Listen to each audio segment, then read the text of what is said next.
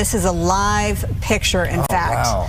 That I mean, we overuse that phrase, this looks like a war zone, but that looks like a horror movie, right? I mean, when you think about that, some of those movies where the cars are abandoned and everybody has to get out quickly, that looks like that image right there. Well, to paint a more clear picture, this is what I was referring to earlier, that LAFD said any abandoned cars, we're going to have to bulldoze your cars to clear access for the firefight. So at one point, they may have just been in a single file, and now they've been bulldozed to be pushed to the side. So all of these vehicles, and at last count, I mean, LAFD said in one spot was 30 vehicles. Clearly there's a lot more, given this live picture as a photographer, and thank you to whomever is behind the camera for taking us up this road and showing us the damage of this Audi, obviously, as we're seeing there, the damage from the bulldozer on the side.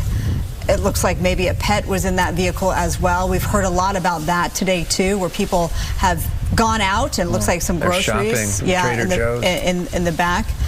They had gone out to run an errand, and then the fire began, and then they couldn't get back home, and their pet was back at home, and they couldn't get the pet.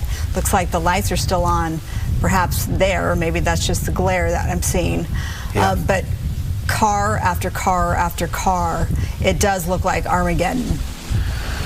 Yeah, and you feel for all of those residents, and man, that's just awful to see. But you understand, I guess, the need to get fire trucks up these roads and try to save people's lives, and ultimately you can replace a car, but you can't replace somebody's life, and there is an urgent life or death fight. I mean, last night Adam Kruger was telling us the phrase that they were putting out. It was life-threatening fire weather, fire conditions, and this is indeed what we're looking at. This is a life-threatening fire, and fortunately so far, Marla, we do not have any reports of any injuries or deaths because of this. Yeah, it looks like that is probably a bed for a dog or a cat, but you know, it would not be shocking given what we're looking at right now if we found out that there was, you know, a situation like that